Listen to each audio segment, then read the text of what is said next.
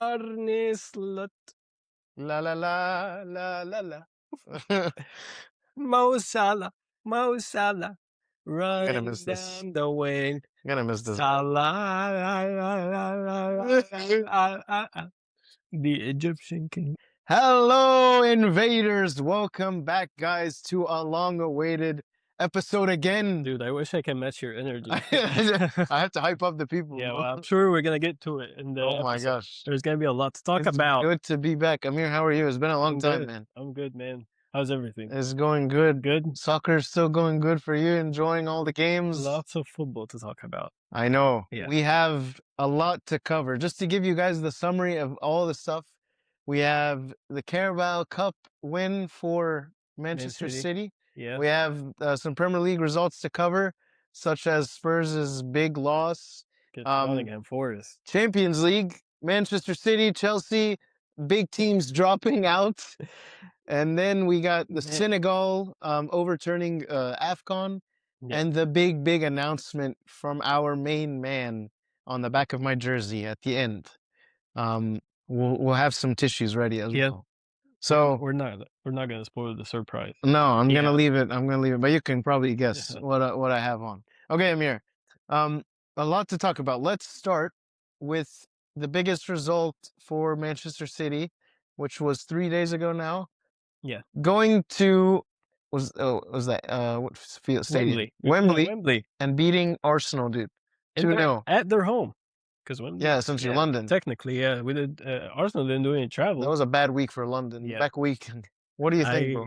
How was that? Nico O'Reilly again. Yeah. Coming up big. I think I know people don't care about the Carabao Cup, but I am very happy with this win. Part of it is because we beat Arsenal. Yes. Another part of it is that we just got out of the Champions League, so that was a big hit. And you needed that bounce back. We really needed that win. And I was just happy to see the team lifting another trophy.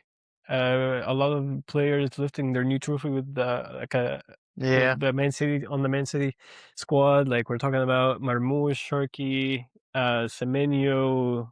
Gay, was not. He was on the bench, or he was in the stand. Yeah, he wasn't included. Yeah. But a lot of players. And Trafford. Yeah, he started. That's good for him. So I'm very happy for these players. I think it really makes a difference. It adds to the mentality. All of these veterans are talking about winning mentality and how to win games and how it goes. And then, but winning a trophy is a different thing. Yeah, even if it's a small trophy. And you're probably even more happier for Pep because Pep looked very, very happy. He looked emotional. Yeah. When was the last trophy you won? Well, we won the Premier League, but not the last one, the one before. Was that the last trophy? Yeah. So he hasn't picked up a trophy since 2024. Yeah. 2024. So I mean, that's not he's not used to that. So that's bittersweet. I think. I agree. And like you said, he was emotional. He looked. That's why I was saying off camera, it's scaring me. I'm telling you, bro. Come on, we might get an announcement from him, after 2026 World Cup, hey, I'm taking over Spain. There were rumors actually that said he might announce something after, during the international break. Okay. I wonder if the win changed his mind. Yeah, that'd be exciting. I don't know, bro. I hope so. I think right now he doesn't. I think he doesn't want to distract Manchester City from chasing the Premier League. But I still honestly feel at the end of the season, or once it's decided that you guys are no longer in the race. Yeah. Maybe after Manchester City, Arsenal.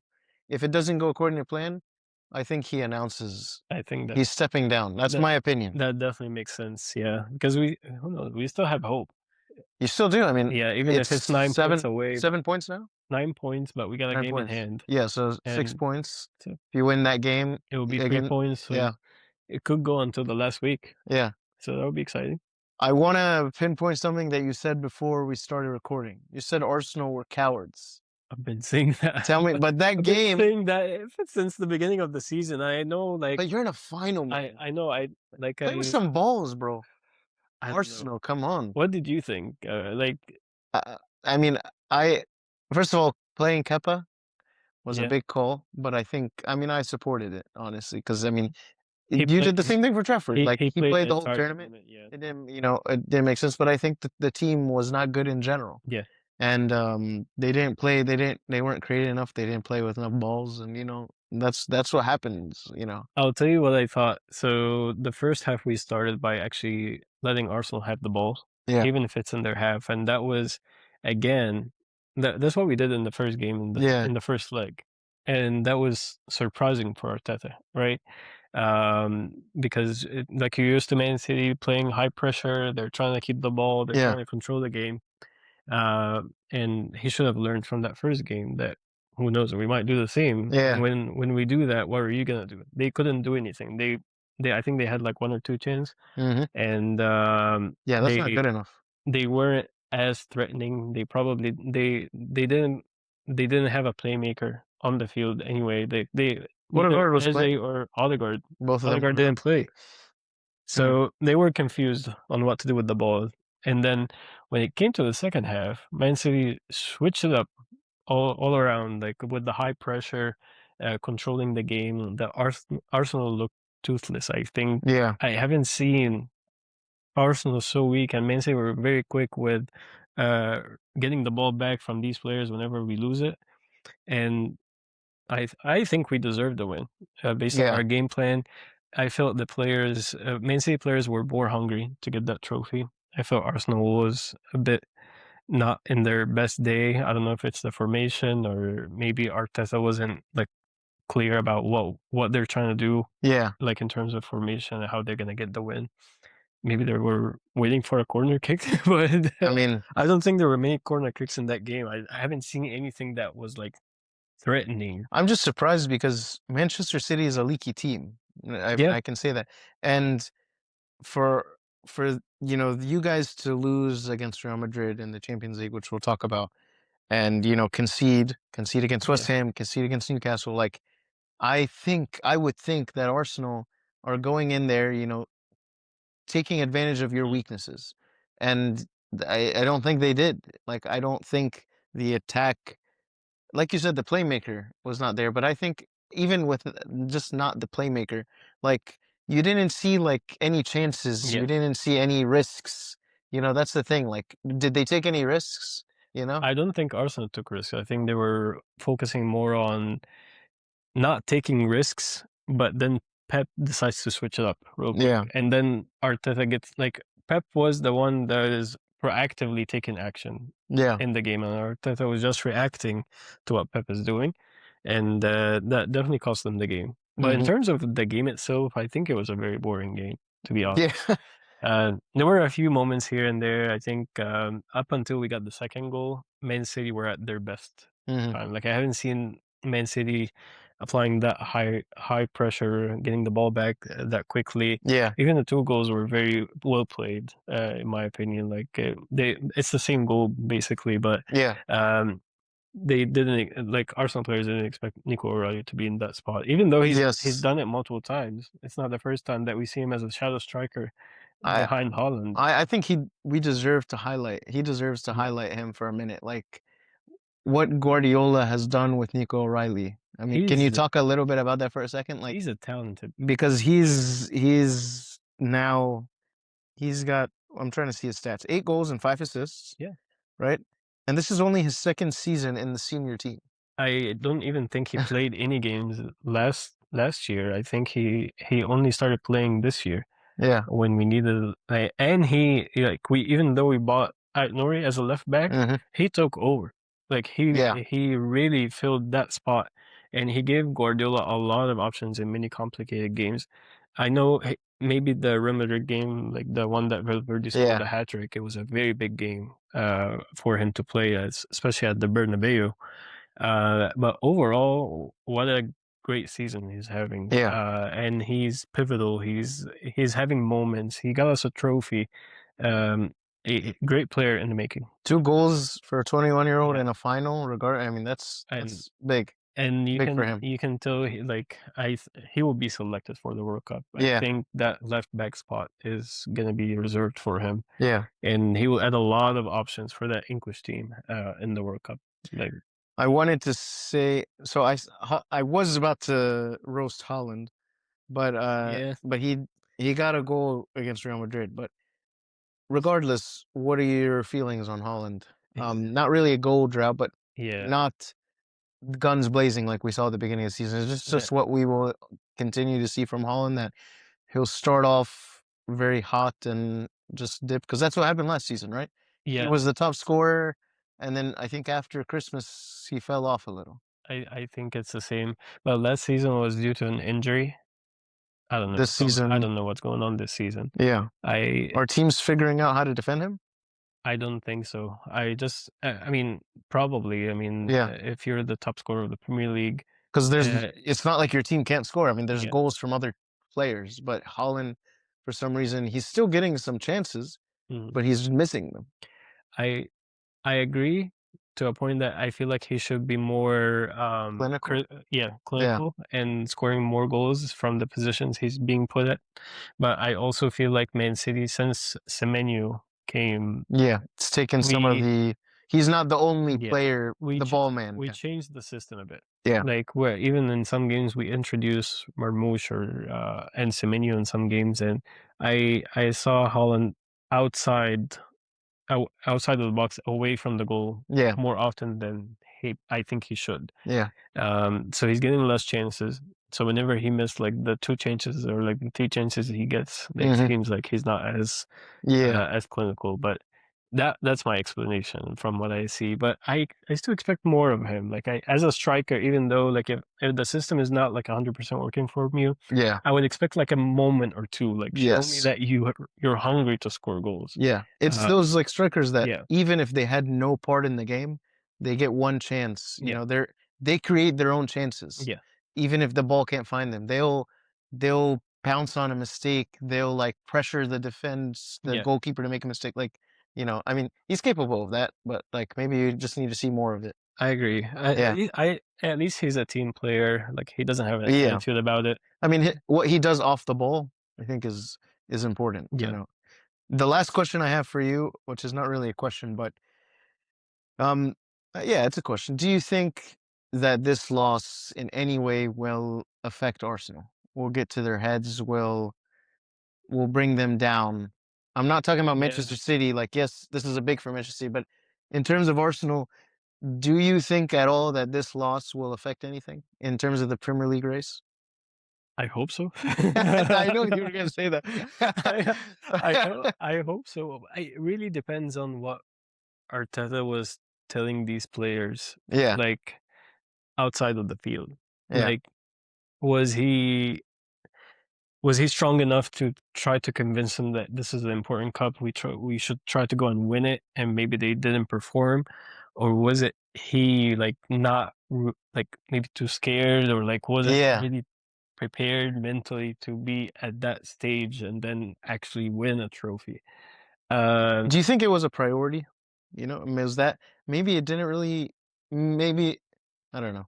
I don't think any player would accept a defeat in a final, but they haven't won a Carabao Cup since 1993. it's crazy. So Yeah, if he had won this trophy, they would have would been have been a some. statement, Yeah, yeah, right? And even though like I would think with this Arsenal team that we've been saying it's the strongest team in the world, every trophy is a priority. yeah, yeah. What's And preventing you? especially you got to the Yeah, final. You did all the work. like It's one game. what's preventing them from Yeah, it just like one game, and they didn't have like a tough like they played Chelsea, but Chelsea is not at its not in the best, best. so Yeah, yeah, they could have won it. They have the easiest like road to the final in all the tournaments. So yeah. at this stage, why not? Why not try? I think to answer my own question, I don't think that this is going to hinder them. Hmm. If anything, I think this is like a lesson learned. Okay. But I think that this team is very confident in what they're doing, that they will find a way to end the season. I'm not saying that they're gonna go on, 8 games Yeah. win streak, but I think that they did enough already in the Mm. Premier League to win it. Um, and I think honestly, the way that this game probably ended, Arteta was like, "It's all right, guys. Like, shake it off. Yeah. It's not a big deal. Like, look at all the other trophies we're in.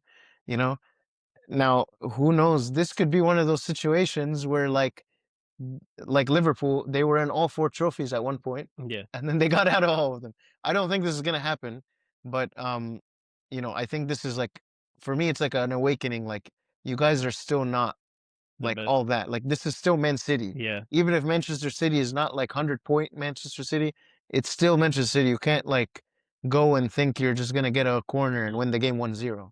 Like, you gotta play you had to, football. You gotta yeah. play soccer. So I hope that they realize that like, Yeah. you're not gonna win every game 1-0 on a corner. I honestly, I was very happy with the way Man City played the game. Like, Yeah. not relying, like it felt like like, especially in that second half, we were back to like our basics Yeah. for a Yeah. certain point of time, and we did it well. We showed these guys how to play soccer, so I'm happy with that.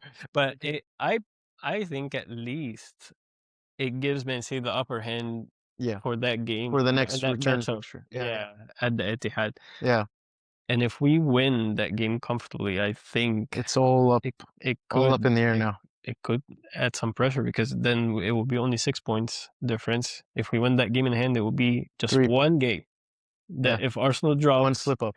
yeah, And then I don't know what the point difference is. 7 goals, 7-goal difference. yeah, That could come into play. it You could. know, we've seen in the past. Oh no, Okay. Did you have anything else on that? no. Okay. Well, Congrats, City congrats to you fans. guys. I'm Congrats. happy. First trophy Yeah, of the year. I'm Hopefully, maybe not the last. I'm happy. Because, I know. yeah, Okay, let's turn to Premier League now. There's a few fixtures. I'm just gonna roll through them. The main one I think we should focus on is the Spurs one, but let me just go through some of the results for the top 6. Bournemouth against Manchester United 2-2. Brighton beating Liverpool 2-1. Everton beating Chelsea 3-0. That's crazy. And then I guess Aston Villa 2, West Ham 0. So West yeah. Ham was getting further in the relegation. And then, honestly, the most shocking result No, yeah, of course. of the weekend, Tottenham 0-3 after a tie against Liverpool and beating Atletico, which didn't really matter. But Amir, before we get into the Spurs game, any of those 3 fixtures that I mentioned before that you want to talk about? We should talk about Liverpool. Yeah. Listen, Do you have anything you want to say about that game? same problems, lack of rotation. Mm. I could spend hours talking about this, but honestly, I think the conclusion for me is we don't have enough squad depth. The coach does not trust his other players on the team to rotate them. Yeah.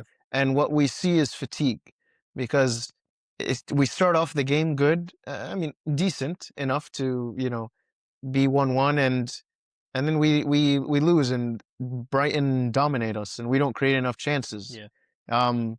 And yeah, it's a horrible thing to watch again. And it's the same problem. It's like Slot continues to make more excuses, but I think Slot is not the answer. I think he's Yeah. not the right coach, and I think our squad as they are too shallow. And if Klopp was in this job, at least he would trust the players on the team, some of the younger players, to rotate, Yeah. because these players are playing the same lineup every single 3 days. It's not changing. The only players that are changing, Robertson for Kirkes, maybe he plays Frimpong and drops Subasly. Mm. Those are the only 2 positions. Occasionally, not even often, Jones may play, but Jones doesn't even get minutes. So you're seeing the exact same lineup every single game, and there's players on the bench that could offer some fresh legs. And I don't like, if you had Klopp there, he gives the younger players opportunities. At this point, you have nothing to lose. Yeah, I mean, Tough. put in like Trey Naoni can play CDM. Put in Guma to start ahead of Gakpo, who's trash. Put in Chiesa to start. It's okay, mix it up. Mm. I know we don't have enough defensive coverage, but like, I mean, our options are really limited back there. But like, I think everywhere up front we could rotate. We have a few left backs, right backs, center mids that are younger, that I think should be given a chance to rotate. Um, that's one issue. But the tactics, the way he's setting up the team, It's just the team is not the best, but the manager is making it worse. He's playing games. Yeah, man, this guy's annoying, man. He's playing games with your board because you guys are keep now winning. in the. Well, if we drop out of Champions League, it's done. Yeah, if we drop out of the fifth place, right? Fifth place is it fifth place in the Champions League? I was talking if you guys like exit Champions League. I have a feeling it's gonna happen anyway, but I don't think that'll decide him. I think if we don't end in fifth place, which is the Champions League spot, that should be like a red flag. That should be an X out. You're 3 points away from 8th place. Yeah, and so just one game. I mean, we're lucky that Chelsea's just as much trash as us, but I think that's all I really want to say because every time I watch this game, and so boring. So boring. Like, we don't create enough chances, and our chances are half chances, and we're relying on a super slide free kick. Like, we get a free kick and we're like, this is our opportunity. Like, I hate like Arsenal. the fact they get a corner. I hate the fact that I need to rely on a corner and pray that this is our opportunity. Yeah. That should be the thing that's like, this is our opportunity to make it 4-0. Not make it not tie the game. Welcome to modern football. Yeah, it's sad.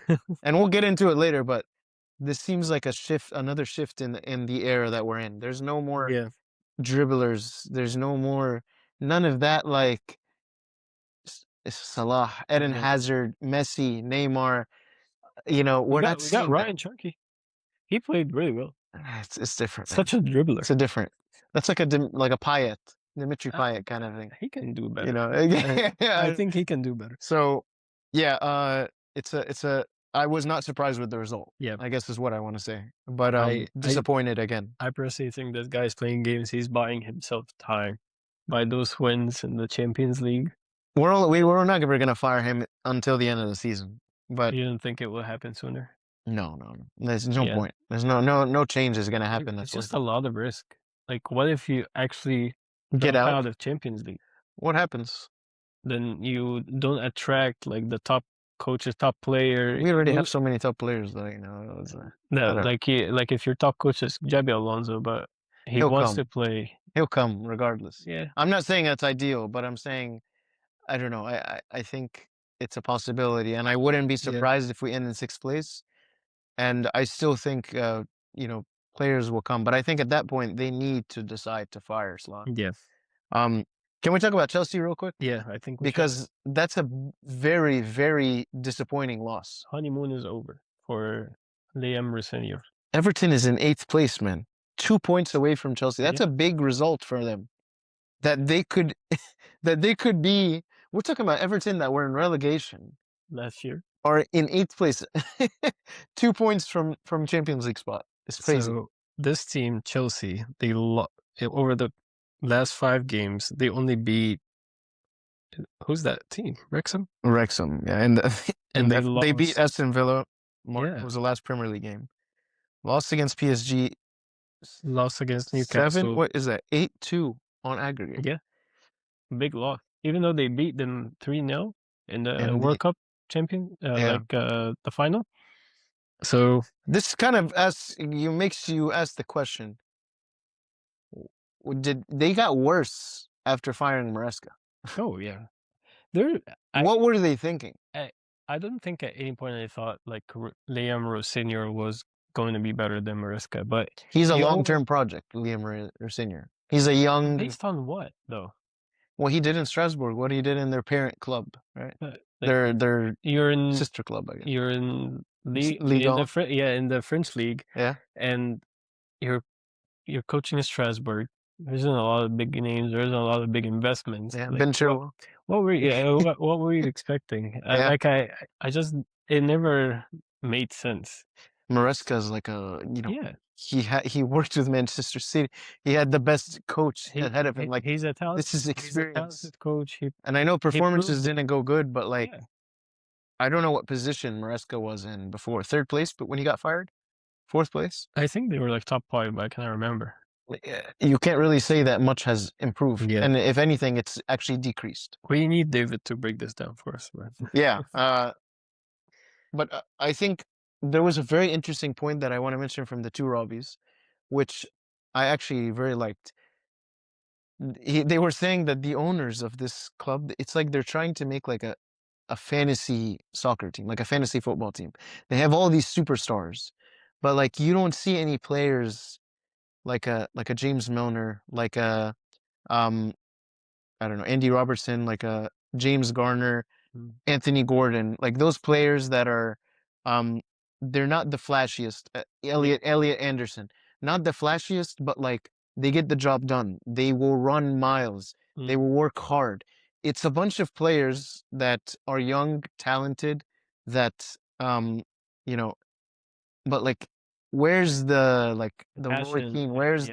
Where's the average player that even though they look 80, they will give you 11 out of 10 every game? Yeah. Like I think that is something that's important, that's missing. Where's the employee?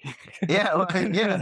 Like, oh, get the job done. It's just they got all these big names, and they got all these young, bright talents, but like the passion, the drive, the hunger, those players that are not the best names in the world, but like I said, give you all and fight for the badge. And the experience too, and they bring Yes. leadership to the dressing room. Yeah. You're absolutely right. Because every team needs that kind of, that player. It doesn't need to be the best. Like we have Bernardo Silva. Yeah, he's not the best in the world, but he's the best for that team right now. He gives you so much every game. Without him, you're missing it. I agree. So I think they're missing that key figure yeah, in the team. I think another point that this like this board, they really do not care about the club, in my opinion. Yeah, because they own a some bunch of financial clubs, and they're investments. just like they're buying and selling players, and Yeah. whatever. Like they bring him to Chelsea. If he plays well, they sell him for more, and just like get It's a money, business, bro. get money out of that. Just a business. Yeah. Sad for Chelsea fans, but I don't know. I mean, they won David came on and they're like, yeah, we won the World Cup. We won the badge is there for how long? 5 years? 4 years. I think it's like it's being played in 4 years now. So enjoy it, David. Enjoy it in Europa League. The others just leave us in Europa League. Enjoy it, bro. Okay, let's talk about I think the most important game. Right, Manchester United, Bournemouth. I don't think there's much to say about it. They're doing well. Bournemouth is just a really good team. Yeah. Regardless of who they sell, they have great team. Tottenham versus Nottingham Forest. This is even more real than we can talk about. This was the most important game for Tottenham Hotspur's season. And not only did they lose in humiliating fashion, 3-0. And now the team Nottingham Forest jumps ahead of them, 32 points now, out of relegation. And they're 1 point? They're 1 point behind, ahead of West Ham, with a very difficult fixture to run. It's real. It is very real, and it's very bad. Amir, like, I don't know where to start. You sound sad.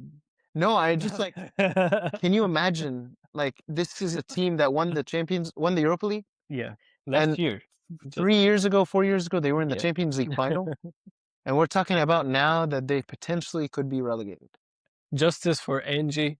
Well, no, هو حمار كمان. I mean, they were 17th place, right? This is for you, Christian. What do they do? What's the problems? What do they do? Oh, they brought a coach that has no clue what he's doing. I honestly, like, this guy was fired from coaching Juventus in Serie A, and you're bringing him to save your team from relegation in the Premier League, and he has no experience in the Premier League. And every single fixture is difficult. That's the problem. Like, even the top teams right now, like, you cannot guarantee a win anymore. Like, you can get like beaten by a corner kick or a throw in, and like random stuff can happen. Even the smaller teams are not afraid to pressure you anymore. Yeah. And they just see a team that is very weak, very shaken. In the last 10 games, they only beat Atletico Madrid in a game that meant nothing. And they got a kufta goal against Liverpool, who have, I mean, honestly, deserved not to win. It's a team that is seriously, it might get relegated. I think we need to touch on the lack of effort. And because I watched the highlights and I watched part of the game. Um, and the two Robbies talked about it, but Yeah.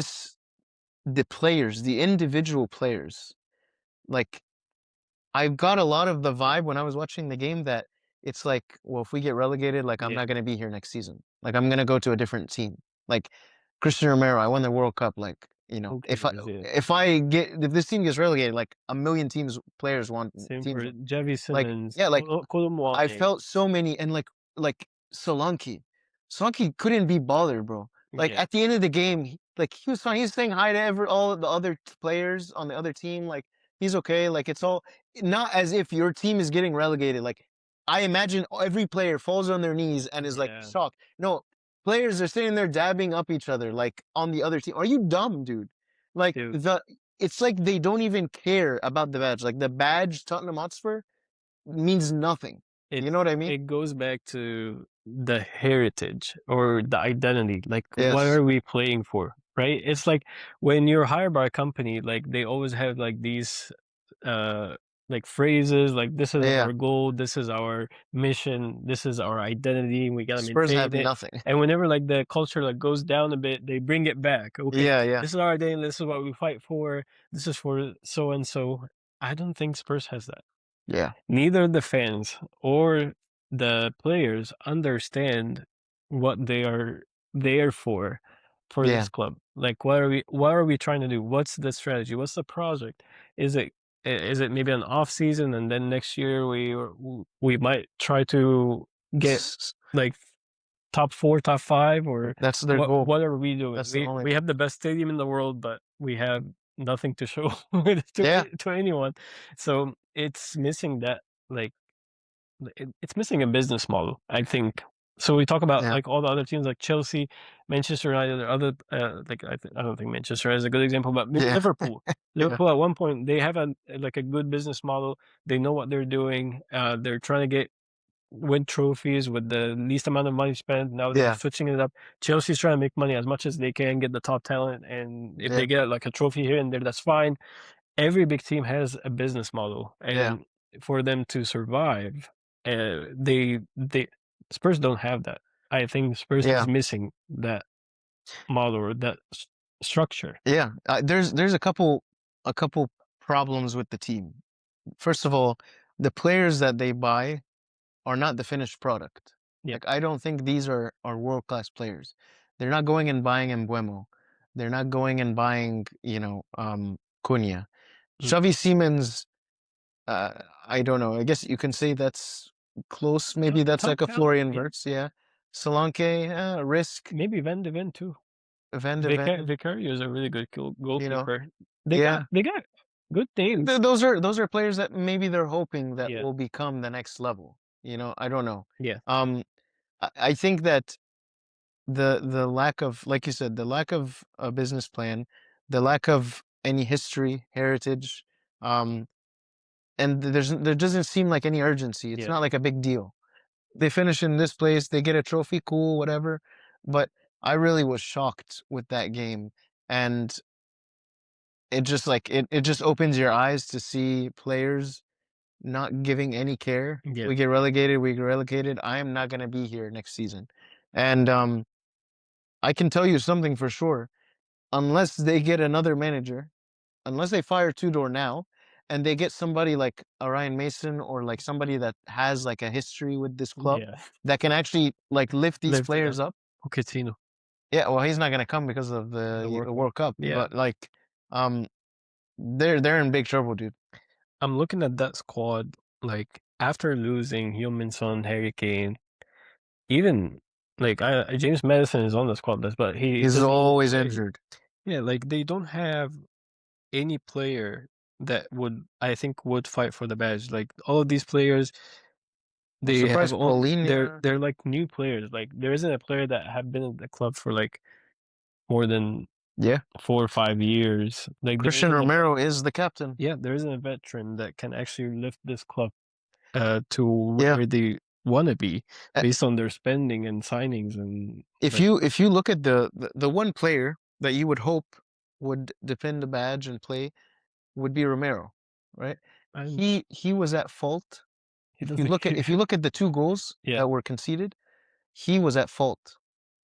Like the cross comes in, lack of like running back, whatever. Like I need to remember exactly the goal, but I remember seeing this and I was like, you are to blame for that. Yeah.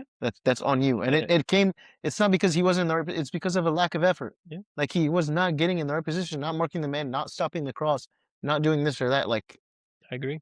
I totally agree. And I feel like sometimes whenever he doesn't want to play the game, he just gets a red card. Yeah. Like, I'm out. That's the strategy. See ya. But Mateus Tell was the best player on that pitch, which is shocking to say. He created the most chances for that team. Richarlison, I don't know. Like, I don't even know if Richarlison played that game. I'm looking at the Liverpool one because Richarlison scored the tie. But yeah. No, man, this is it's a very do you think last question, do you think between them and West Ham, who realistically, first of all, West Ham had a win against Fulham, they had a draw against Man City. Yeah. They are in better form. They have won and tied. I mean, I'm trying to look at their last results. Let's see. 1, 2, 3. 3 wins and 4 draws. They've only lost against Liverpool and Aston Villa. Right now, Tottenham cannot win. And I'm not even going to count that Atletico Madrid game because it should not count. Yeah. This is a game that Atletico Madrid already won. They're not even the best team anyway. So this is looking more likely like it will be Spurs, actually, not West Ham. I agree. Looking at the fixtures too, I think Spurs has a much more difficult run than West Ham. Yeah. And I think I can trust that West Ham team to get like a tie here and there, maybe a win. But with looking at the fixtures, playing Sunderland, Brighton, Aston Villa, Chelsea, and Everton. And the Chelsea and Everton games, these might be teams that are actually fighting for a Champions League spot. Yeah. You have and no Chelsea's no way Chelsea's going to lose against Stars. They're going to want this team to get relegated. Yeah, they could be like a 5-0. It's going to be devastating for this team. Right now, Tottenham, I just want to say right now, Tottenham has played 31 games and they have 30 points. 1 point. less than 1 point. That's horrible, bro. Okay. Any more to say about this team before we go in the Champions League? I don't know how I feel if they get relegated. I don't think I care. But is that what you think? That's what they need, or you think that's actually going to do? It could be a wake-up call. You never know. I know it could be like. I mean, isn't Leicester City potentially going to get relegated? Like it's right. Isn't Leicester City is getting relegated to the first league? Like what? Yeah, like they're in relegation in the Championship. Yeah. What if that? I mean, Leicester City, like, not that they're like I mean, they were amazing, but like, that could happen to Spurs. Spurs could become a mid-table championship team. At least Leicester City won the Premier League in the past like 10 years at least. But Spurs, I don't know, man. This could be the end of an era. Seems like whatever era that was. Seems like a very bad project to be in. I think what's gonna happen, they get relegated. They stay a few seasons in the Championship. Harry Kane comes and plays back for them at 38 years old. And he brings them back up, and then he becomes an interim coach or like a player coach, and then he coaches them. And then they win the Premier League in 2030. Maybe Human Son. Human Son can do that too. Okay. Let's talk about Champions League now. Okay. I know we're hopping from one to the other. There's not a lot to say other than the failure of 2 teams. Chelsea got whooped, absolutely devastated. Yeah. And Manchester City also got whooped against Real Madrid. Take it away, Amir. I am in shock. No. Are you really in shock? Yeah. But the way we lost, at least, like I mean, the first leg, what was it? Expected us to be that bad. The first leg was worse. Yeah. So that's like I'm combining both legs. I really never thought because Real Madrid are not at their best anyway, and they just changed the coach. Arbeloa, like you cannot say if he's a good coach or not, and they're not at their best. But I never thought we would be that bad, especially that Bernabeu game. Yeah, you can tell every time these Real Madrid players they dribble or take a nice shot or like score a goal, it's like their mentality or like their confidence increased like 100 times. Yeah.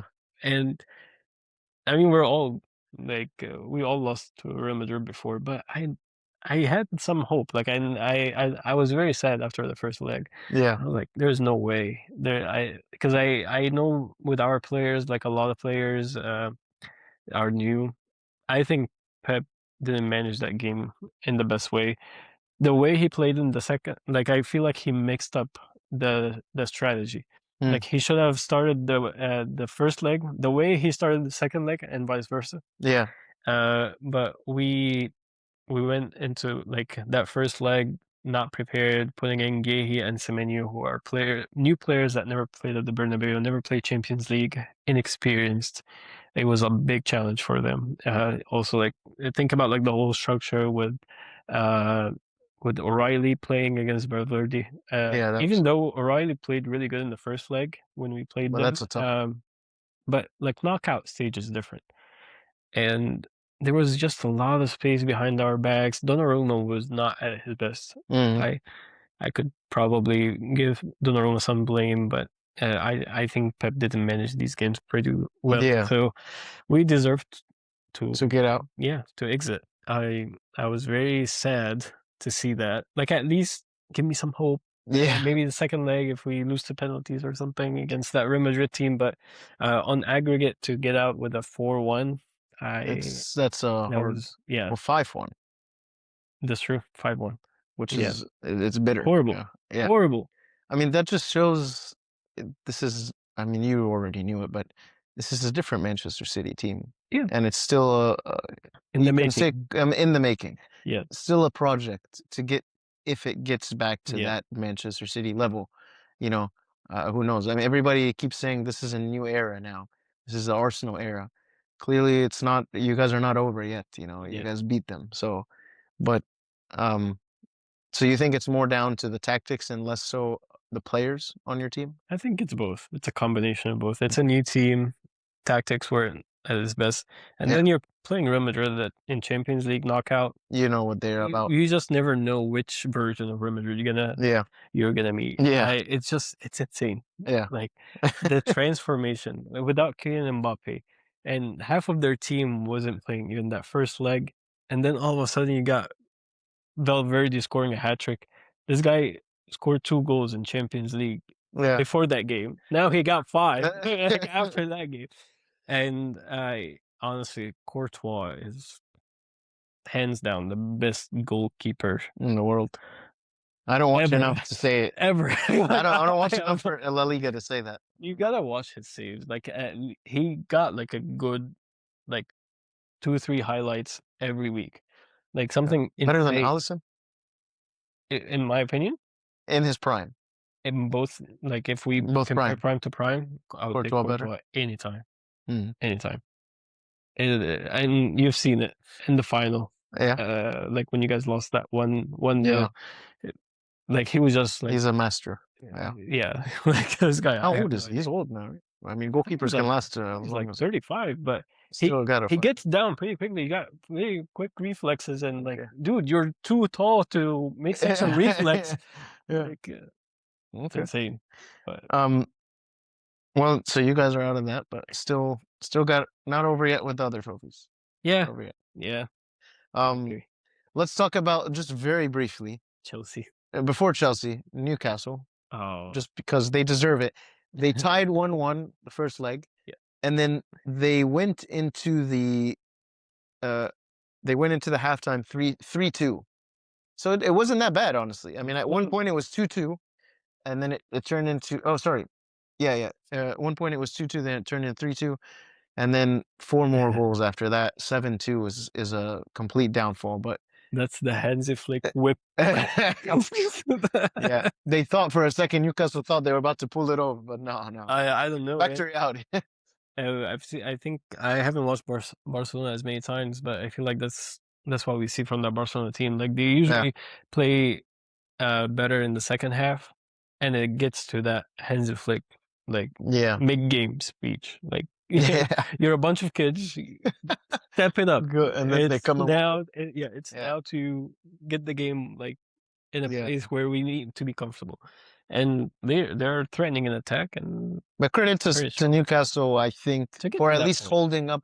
I mean, to get 3 goals on aggregate still were noteworthy. You know, against Barcelona, who were kings, of Champions League as well.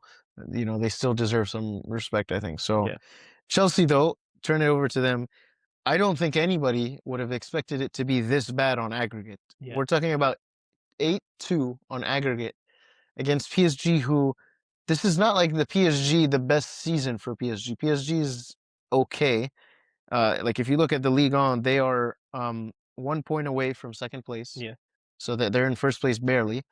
And they went through the knockout stage, right? They had to go through the playoff. Mm-hmm.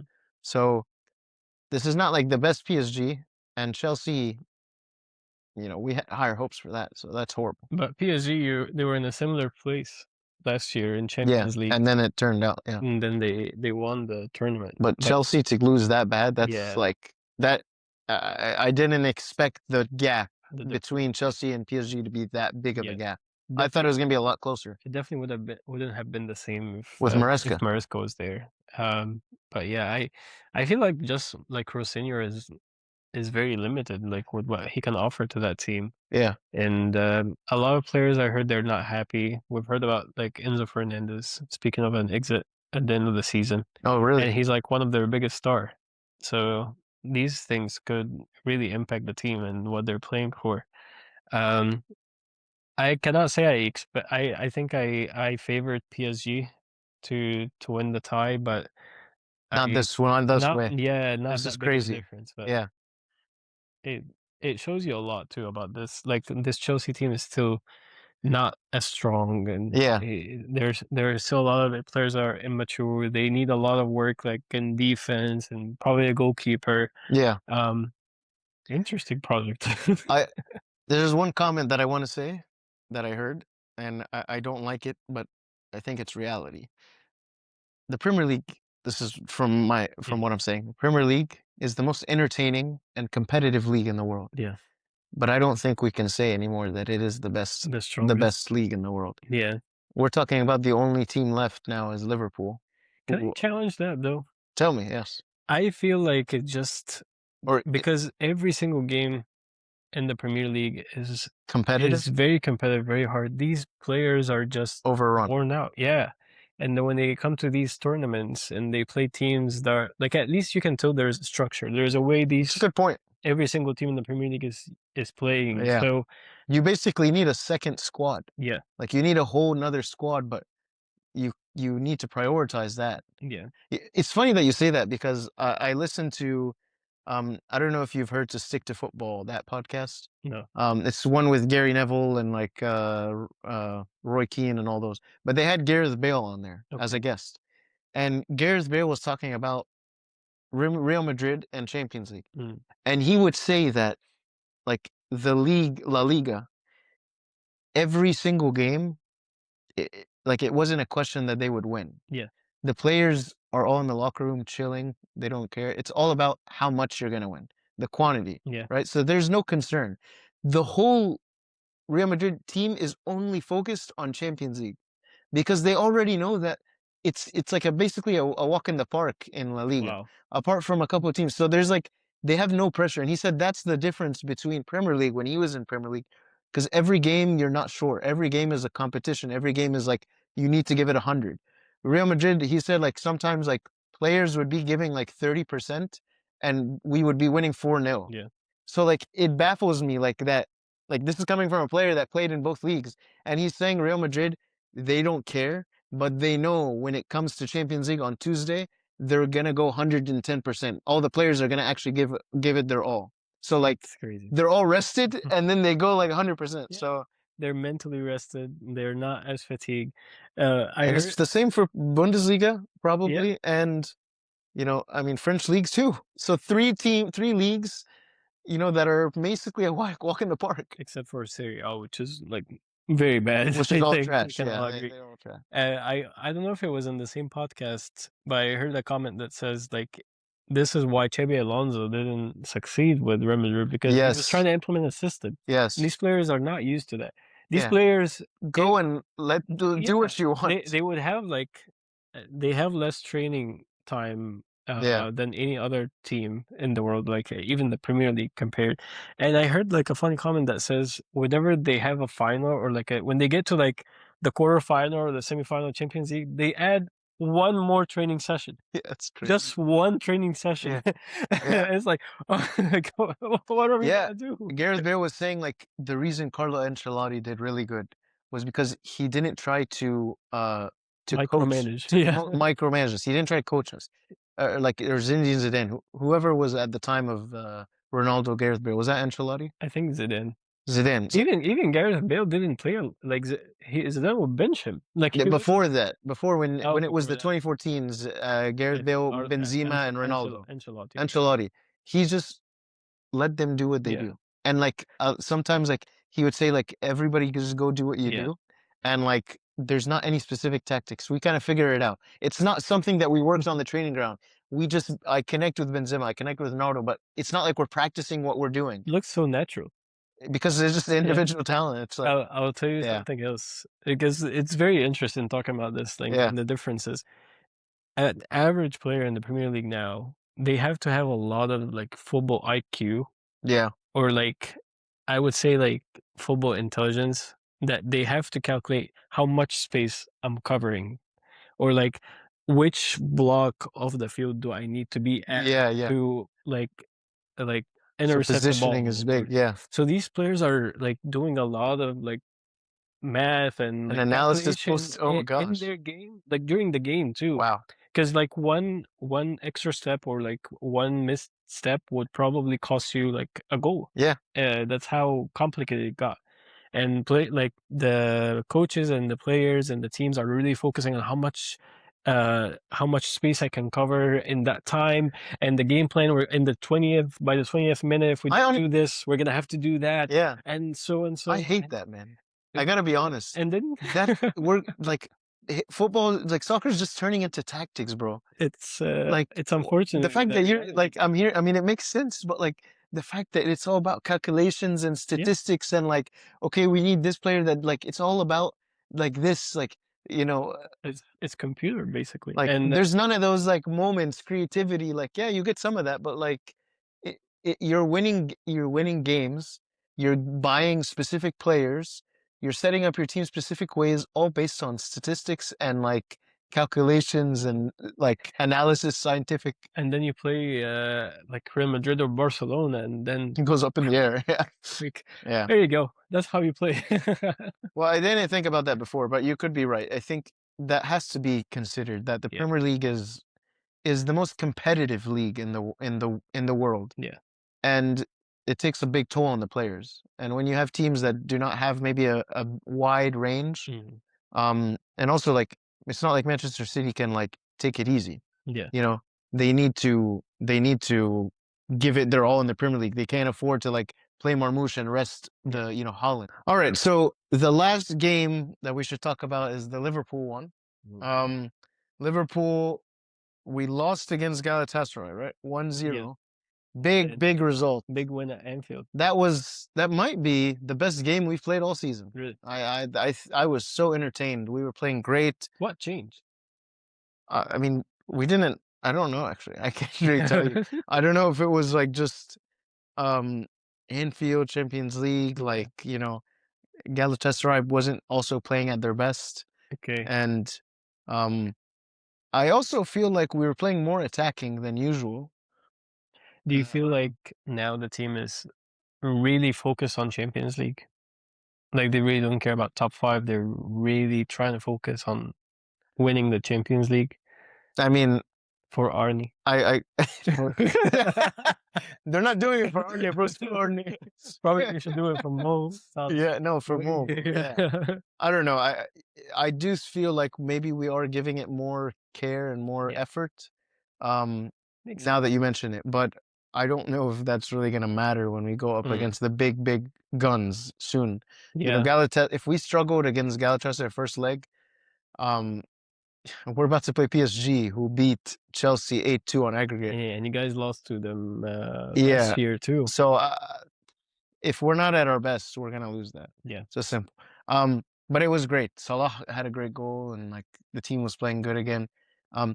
That goal that Salah scored. Yeah. Like before we say anything, I know we're gonna get into Salah next, but when I was watching that goal, I had a moment like watching it, and like I was watching the replay and like just like watching the slow motion. I was like this is like Salah special. This is like a Salah ode, like original Yeah. Salah special, like 2019, 2018. This is typical. Cut in, whip with his left into the corner, and I was like watching this. I was like, this could be like one of the last, goals I see for Salah. Yeah. Like, and this is before the announcement. I just had that feeling inside, and I was like that's like that felt like a gift from him. Like Here you go. here you go. Like here's here's the Salah special. Yeah. It was beautiful, and it made me very happy to see one of his iconic goals again. And yeah, I mean, we may not get moments like that again this season. We may get another penalty, may Yeah. get this and that, but seeing those kind of goals in the European nights is like, that's amazing. I have a nice surprise for you, but I want you to take your time with your moment and Salah. Yeah. But I have a nice surprise for you at the end. I think you're Okay. gonna like it. Okay. Salah. I think that's all for the Champions League. Yeah. I think you guys you get who knows, maybe you can beat PSG, but then you play Bayern Munich. Yeah, it's the reason I'm scared is because of the attack. Or Real Madrid. I forgot about the attack and our poor defense. Yeah. And I don't think we have the kind of defense. Man, like Diaz is gonna whoop the hell out of Kirkheads, bro. Like I mean, there's no competition. And Van Dijk, at his age, Harry Kane is gonna be all over it. So it's like, let's see what they do against PSG. Yeah, PSG got the best player in the world, Osman Dembele. No, that's cat. No chance, bro. No, that was a kofta trope. Yeah. Shout out to Bodo Glimt, who almost made it. Right? Almost made it. They beat Sporting 3-0, and then they got whooped 5-0 in Portugal. But I don't know what happened. You guys are the real champs. Yeah, they deserve something. Amazing, amazing run. Okay. Before Salah, we'll leave Salah, special Salah till the end. Okay. Senegal. And Morocco. We got to remember that we haven't been here for 2 weeks. Does this even count? This is like a shocking. Yeah. This is like anti-soccer, anti-football, anti like life. What are you doing, man? Like this is some African BS, bro. Like some people making these decisions corrupt. Think this is like the most undeserved trophy. I mean, because they walked out. Morocco doesn't like. How are they even going to celebrate that? Yeah, it's just a number you add on your record. But they lost fair and square. Can I play devil's advocate here? Yeah, those are rules. And if you lost that game, but something happened, and have you ever seen that? It's against the rule. Why not just go and try to appeal? Oh, so, I mean, they are appealing. Like Morocco appealed for the Senegal team. Oh, they did, because it's against the rules. It says like if a team leaves, then you're technically you have surrendered or suspended the game. So wouldn't you do the same? I mean, obviously I would, but like I would hope that whatever the result ends at the end of the day is what should stick. I think I blame the rule. I don't blame. Yeah, I mean, I don't blame the Moroccan team for doing it. I mean, but we've seen teams go out because of racism, right? I mean, I assume maybe not all the players go out, but like some teams have left and then come back. Like the game gets postponed, or abandoned. But that was for a referee call. Yeah, which we could argue it's fair or not.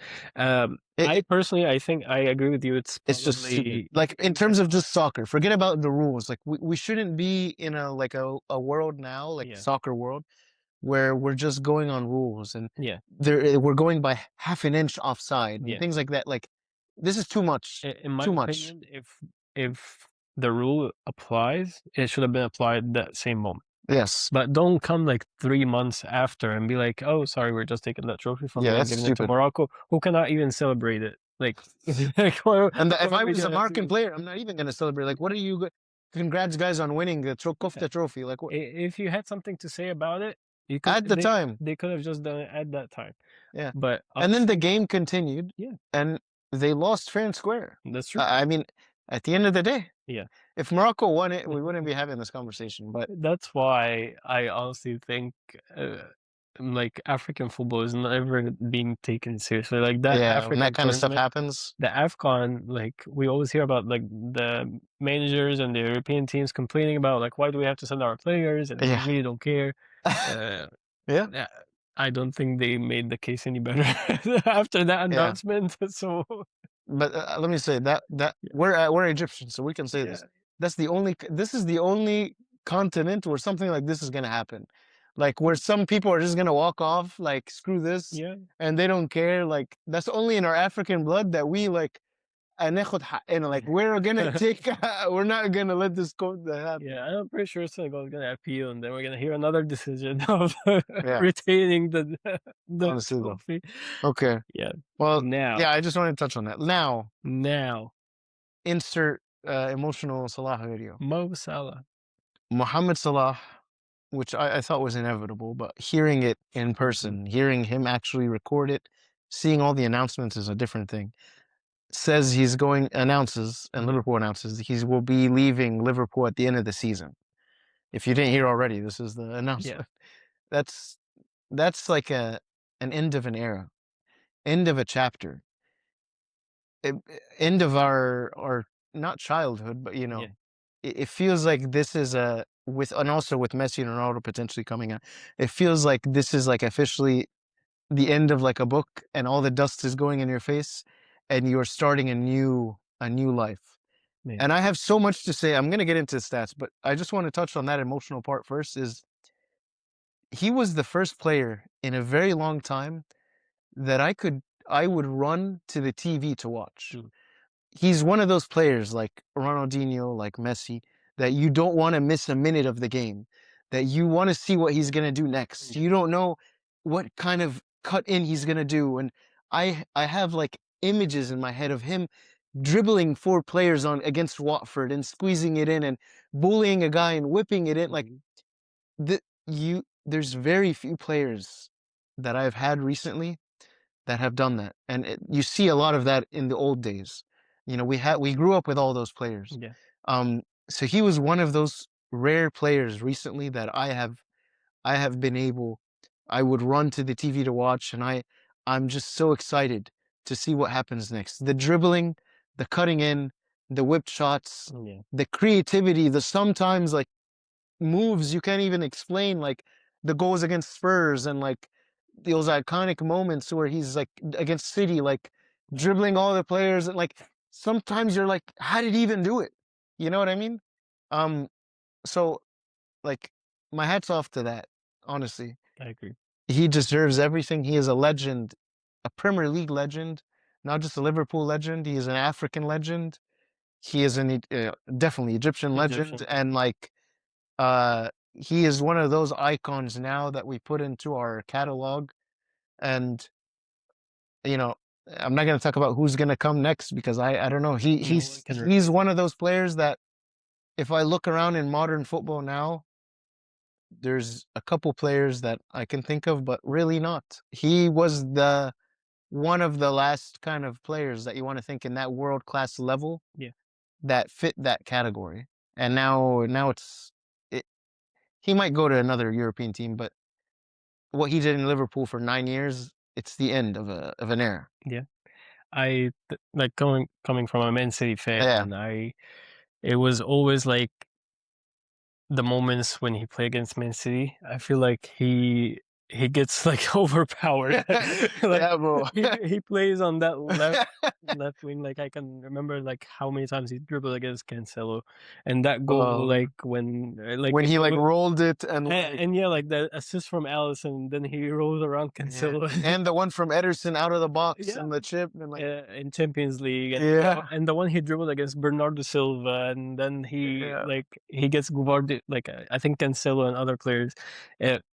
It was just like iconic. I think coming from a Man City fan, for me, like I'm looking at like examples like who can be like him. Yeah. Thinking of Thierry Henry at Arsenal at a time where they were like they needed a hero to win trophies. It's the same thing.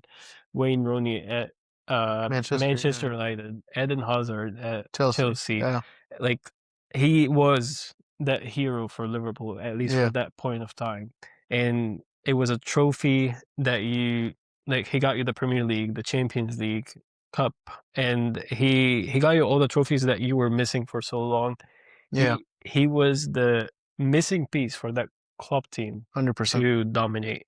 Even though like you guys were so close to winning so many trophies at one point that like it was that rivalry against Man City. Yeah. But it doesn't take away from his his legendary status in the Premier League, in Liverpool, to a lot of fans, to us as Egyptians too. He definitely like raised the bar very high. That we have another Egyptian player that plays for Man City at the top level. Yeah, like, so we're used to it. That's what's expected now, right? Yeah. Like who cares? Mo Salah is right there, and Marmoush, sure, yeah. Let's see if he if he can meet the same, be as at his level. Yeah. Uncomparable. Like definitely a story of a legend. Yeah. It's like just for his nation, for his club, for everything. I want to just read some of the stats. You've obviously probably seen his goals, but just want to highlight him for a second and the records he's broken. Yeah. He has scored 255 goals for Liverpool. I had the assists, but I think I removed it.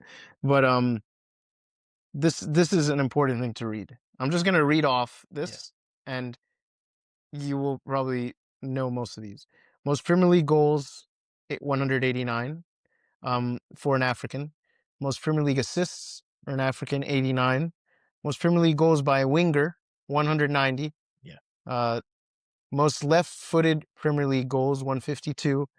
Most goals and assists in 38 game season, 47. Wow. Most 10 goal, 10 assist seasons, 6. He also, I mean, he has 20 goal, but 20 goal seasons. Most golden boots, 4. Most, there's too many, so I'm trying to pick and choose. Most, you already know this, most Champions League goals for an African. I think that's 52. And I could go, there's too many to go through, honestly. It's incredible. He also, he's tied with Haaland for the most Premier League goals for the season, or did Haaland? I think Haaland beats him. Haaland beat him by like 2 or 3. Okay, so it's not far. This might be out. It's at 30. But he got that record for a point of time. Yeah. Until Haaland came. Yeah. So I could go on. He's the 3rd top scorer for Liverpool, and I think I don't know for Premier League what his number is now. Maybe he was 4. 4? Oh, yeah, he was behind Rooney. I don't know if he passed Rooney or not. That's insane, man. That's insane. Club legend. Yeah. Hall of Fame. Definitely. Yeah. Premier League legend. I don't know how we. I'm not even thinking about Liverpool, but I don't know how does football replace those kind of players now that they're gone. Now that Messi and Ronaldo have been gone. Yeah. I mean, they've the past 2 years they've been in the leagues nobody really cares about. Except that Messi is going to win the World Cup this year. Definitely not, bro. It's crazy. How do we move forward from soccer now? Like, where do we go now that this is an end of an era? Yeah. This was the last Van Dijk and Alisson are the last player in that team. You guys lost De Bruyne. You lost most of the other players you'd say on that Manchester City iconic team. All of those players are gone now, really. Yeah. does this next generation really have that taste? Have that? Am I really gonna run to the TV now? Like, do I have anything that's getting me off my seat? I think so. I think the passion for the badge will get Still you. gonna be there. Yeah, I think so. But even like, if we look at like players that are that scoring that many goals, Yeah, Holland, I don't know. I mean, the goals are he's not creating moments like this. yeah. It's goals. He's a goal machine, It's but not the same. It's really not the same. Like Mo Salah for me was like a mix of like multiple players together. Like he would cut in and score a finesse like Iron Ruben, yeah, or like sorry, Robin, yeah, and then he would just like dribble against like a bunch of players like Hazard, and he would like score like in big screamers. moments, screamers like in big moments too against big teams. And it just Yeah, for me, I think it will. He's like Messi, Ronaldo were very difficult to replace. I think it would be very difficult to replace Mo Salah in the Premier League and find a player who would be at the same level yeah, moving forward. Like it takes years in the making until you find that person with a strong leadership, strong personality, yeah, uh, being able to do well under pressure and pick up his team and get them where they need to be. So it it's part of yeah. life, you know. The past 8 seasons, I'm gonna leave this season out because even this season he has 10 goals, 9 assists. Yeah. And he could get one more assist and still have 10 goals, 10 assists. The past 8 seasons before the season, he has had at least 20 goals in the Yeah, Premier League plus. That's insane. that's Um not anything that anyone can do. and last season was his best for goals and assists, Yeah, even though his first season was crazy. 34 goals, 23 assists. I guess the last thing I wanted to say was just you didn't expect that, when he walked in, when he started. yeah, Expectations were probably low. I still remember we were on our trip one in season. Washington D.C., remember? Maybe it was Washington, but we were in a hotel and he had his first game and he scored a kind of kofta Yeah, goal. He kind of jumped and it bounced. And I remember Ebanoob commenting on it and saying like, "Bro, he's not gonna do anything. It's kofta, whatever." And then yeah, I was trying to defend it because like at that time I was like, "No, he's gonna do good, yeah. bro." Like I didn't think like this, but I thought he's gonna do good. Like he'll get like 15 goals this season. He ended up getting 33, and like you know, so He's a one season wonder yeah, times 9. times nine. So hats off to him. Yeah, I do think his next step will probably be like I know people are saying Saudi, but I honestly see him he has a lot more to offer. yeah, And I think he's been kind of put under the bus this season with Liverpool, but Liverpool has not been the best. I think he could easily go to PSG or a team like that. I think, yeah. you know, It would be nice if he goes back to Rome. yeah, Um, a like couple, I but could see that Serie as a A is nice like trash. Yeah, reunion, but yeah, or yeah. probably like any team in Germany. But I think at least a Yeah, couple years in Europe, I yeah, think he can because I don't think he wants to go and end it in Saudi. I think yeah. he still has hunger. Uh, Or he could come to the MLS. no, bro, piss off. Screw MLS, bro. Screw MLS. Yeah, But the nice surprise I have for you. yeah. So there are 7 games left in the season. Okay. Now the pressure is off Salah. So you'll have much more of these moments You think before. so? I think so. I think well, he's definitely gonna start every week. He better, Ev- bro. I'm gonna go out and fly to Liverpool and punch Slot in the face. Every game is gonna be a celebration of his legendary status Yeah, at Liverpool. He's like the pressure is now off. Like he's gonna yeah. play freely. I think he's gonna like you're gonna see more dribbles, more goals. Um, you never know. Well, who knows? Maybe a trophy. I don't know. They play Man City in the FA Cup. Yeah, Sorry, dude. it would be great to have him. Uh, I haven't lift the trophy. I'm not letting this go. Even if it's his last season. It would be great to have him lift the trophy. I don't care. But maybe a champion. You guys can win Champions League. Yeah, Let's you see. just gotta be Real Madrid or Bayern, PSG, Barcelona, and then in the final be like We can. yeah. With Salah, I trust. I thought you guys it was Slot. No, in Salah, I trust. Screw Salah. Salah is the captain now. I can see with Slot. We Oh, trust Well, yeah. we'll end on that note. Salah, I know you're watching this podcast. I know you're a true supporter, a subscriber, but you are forever indebted into the Liverpool hearts, all the Premier League fans, and I think the Man City scars. And the Man City scars. And I think every African, every Egyptian, every Premier League fan can really, say with pride that you've been great. So to everybody watching, I'm sure you can agree. True legend. True legend. Yeah. Okay, Amir. Lot that we covered. That was a great episode, I think. And we have a couple week break now. Yeah. So international break, and then we're back with Premier League fixtures that we will have to cover. Yes. Like game by game, I think. Yeah. Okay. We'll see what Arsenal and Man City do. Sounds good. Yeah. All right, guys. Make sure to like, subscribe, and follow us along for the rest of the season. And we will see you guys on the next episode. Salah, la la.